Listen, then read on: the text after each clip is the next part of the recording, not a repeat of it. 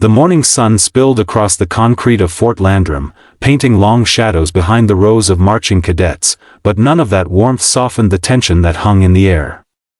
It all began the moment Lieutenant Commander Brooks, a decorated Navy SEAL with a reputation for pushing boundaries, spotted a woman he didn't recognize walking confidently toward the Central Administration building. She wore a simple gray blouse, slacks, and a pair of worn-in shoes, not the crisp uniform expected on base. Brooks smirked, nudging the young men walking beside him as he adjusted his sunglasses and stepped forward. With an air of casual arrogance, he called out, "Hey there, ma'am. Mind telling me your rank?" He meant it as a joke, one of those condescending quips thrown at civilians who look like they're lost. What he didn't expect, what absolutely no one expected, was what happened next. For high-ranking generals, all of them surrounded by aides and security personnel, suddenly halted their procession. Their eyes fixed on the woman with a look that wasn't casual or amused but stunned, and then reverent. The air froze. And in a moment that left even the toughest soldiers speechless, the four generals stepped forward, heels clicking against the ground, back straightening into rigid lines, and each one raised a sharp, immediate salute, before the silence could break. Before anyone could even process the weight of what they were seeing. Please like, comment, share, and subscribe to Kindness Tales if you believe in kindness, second chances, and humanity. Her name, as the world on that base would soon learn, was Dr. Maren Hollister. Every soldier stationed at Fort Landrum knew that name, but they didn't know the face. They knew the story. A brilliant military strategist and humanitarian advisor whose writings had shaped conflict resolution protocols across multiple branches of the armed forces. A woman who had saved untold lives not through a trigger pull but through vision, empathy, and razor-sharp intellect. She had never been a frontline soldier, but she had stood on the front lines of some of the world's darkest humanitarian crises. She'd been decorated with the highest civilian honors the Pentagon had ever granted. And after years of working behind the scenes, she'd stepped back from public life following a devastating personal loss that left her drowning in grief and isolation, but no one recognized her without the formal portraits, without the official settings, without the titles attached. No one except those four generals, the men who owed entire missions, entire units, entire lives to her. Brooks' smirk evaporated the moment those salutes snapped into place. The young SEAL recruits behind him stiffened, their faces blanching. Dr. Hollister didn't gloat or glare or raise herself up as someone superior. Instead, she simply nodded politely to the generals, her expression warm but modest, as though such a gesture weren't a shockwave rattling the entire base. In the moments that followed, whispers spread like wildfire across Fort Landrum. Personnel leaned out of doorways, soldiers paused mid-march, and even the trainees running laps slowed just to stare. Who was she? Why were the generals saluting her? What power did she carry, not in rank, but in influence, that could command such respect? Brooks swallowed hard, stepping back as though distance alone might protect him from the embarrassment scorching his ego. But the truth was, this was going to follow him for a long time.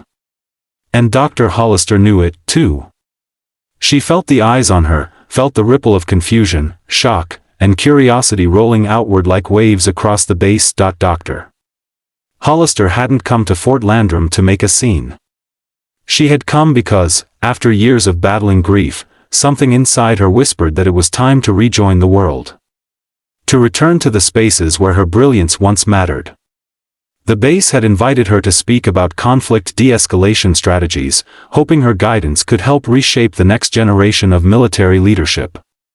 But the moment she stepped foot on base, the old anxiety in her chest tightened. She had lost her daughter 5 years earlier, a tragedy born not of war but of an everyday accident that no amount of intelligence or planning could prevent. And guilt, grief, and pain had locked her inside a quiet world of shadows ever since. This was her first public appearance since then. She had battled panic just to drive here. She'd held her breath walking across the parking lot, and then came the joke. She didn't dislike Brooks for it. She didn't even blame him.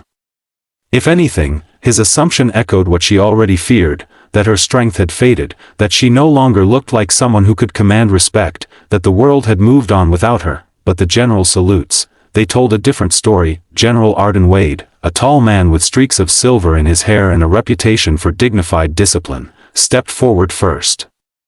His strong voice carried across the courtyard as he said, "Dr. Hollister, it's an honor to have you back with us."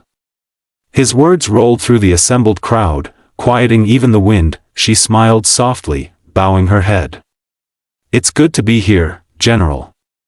General Rojas, known for his fierce advocacy for veterans, stepped beside Wade. "Ma'am, your work in Karistan saved thousands. I'll never forget that." General Okoro, calm and meticulous, added, "Your research changed our entire peacekeeping doctrine." And finally, General Kensington, the youngest of the group and the one most personally mentored by Dr. Hollister years ago, said with genuine emotion, "You taught me what leadership really means." The men weren't saluting her rank.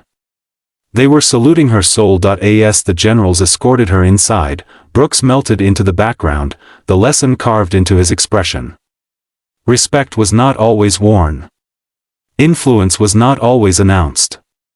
Dignity was not always dressed in uniform. Inside the briefing hall, Dr. Hollister's heart pounded as she looked at the expectant faces of over 200 soldiers and officers waiting to hear her speak. She had rehearsed her words, had practiced the flow of her speech, but standing here, truly here, felt like being asked to rebuild herself in front of strangers. She began slowly, her voice steady but soft. She talked about war, about how the greatest victories were not always won with force but with understanding. She talked about compassion, resilience, and finding strength in vulnerability. She talked about her past missions, the ones that broke her heart and the ones that restored her faith. And then, with a slight tremor in her voice, she spoke about her daughter, about loss, grief, and choosing to rise again even when the weight felt impossible. You could hear a pin drop. Some soldiers swallowed back tears. Others straightened as though her words filled some tired part of their spirit. Even Brooks, standing at the far end of the hall, felt something shift in his chest, an uncomfortable but necessary awakening. By the time she finished, the hall rose to its feet in thunderous applause. When the session ended, soldiers approached her one by one, some to thank her, some to shake her hand, and some simply to say that her words gave them hope. Brooks approached last, his posture stiff, his voice low but sincere as he apologized. Dr. Hollister simply placed a hand on his arm and said, "We all learn, Lieutenant Commander. That's what matters." As she walked back outside into the bright midday sun, she felt something she hadn't felt in years, a sense of belonging, of purpose, of returning to a world ready to welcome her back. The wind brushed against her face, warm and gentle, as if the universe itself was whispering that she had done the right thing by stepping out of the shadows, and somewhere deep inside her, a small piece of her heart, the part that grief had smothered, finally lit up again. If this story touched something inside you, if it moved you, inspired you, or reminded you of the quiet power of kindness and respect, please take a moment to like, comment, share, and subscribe. Your engagement helps bring these stories to life and spread the messages that matter.